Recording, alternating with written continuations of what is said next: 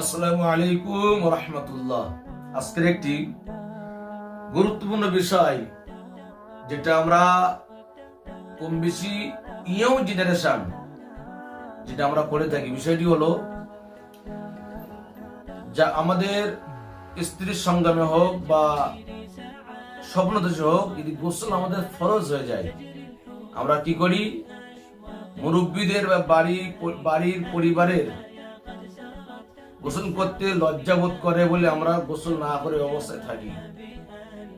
বিষয়টি হলো, যদি কোনো ব্যক্তি ফরজ হয়ে যাওয়ার পরেও যদি গোসল না করে রোদ্দুর উঠে যাওয়ার পরে বা দুপুরে গোসল করে, সে ব্যক্তি কোন পর্যায়ে গিয়ে দাঁড়াবে, তার গুনাহ হইবে কিনা?